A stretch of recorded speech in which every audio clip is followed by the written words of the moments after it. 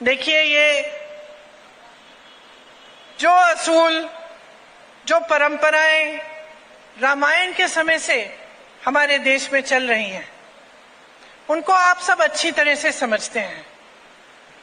आप जानते होंगे कि महात्मा गांधी जी के जो असूल थे, जिन पर आजादी की लड़ाई लड़ी गई, वो भी यही असूल थे। जब महात्मा गांधी जी को गोली लगी और वो जमीन पे गिर गए, तो उनके मुंह से क्या लफ्ज निकले? हे राम, हे राम, हे राम।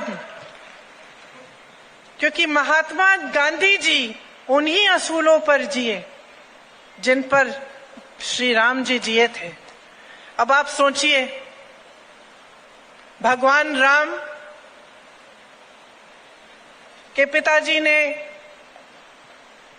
उनका वनवास कराया, ठीक है, वो वनवास में चले गए, वनवास में चले गए, लेकिन उनके प्रति जो जनता के दिल में श्रद्धा थी वो कम हुई? बताइए, कम हुई कि और भी बढ़ गई? और भी बढ़ी ना। क्यों? क्योंकि भगवान राम के चरित्र में जनता ने ये देखा कि इनके दिल में हमारे प्रति श्रद्धा है।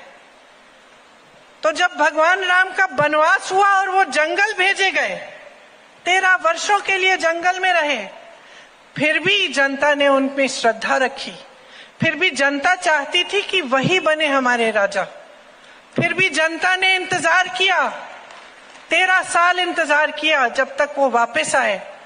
और जब वापस आए तो दिवाली पर इतनी खुशी मनाई कि आज तक हम उस खुशी को मनाते हैं।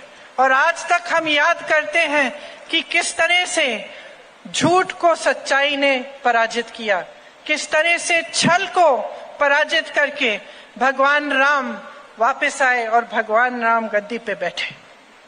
तो ये एक बहुत पुरानी परंपरा है हमारे देश की।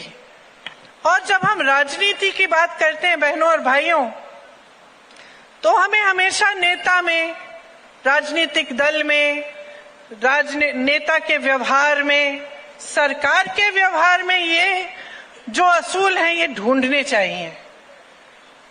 हमें समझना चाहिए कि हम जो राज कर रहे हैं उनके दिल में क्या है हमारे लिए।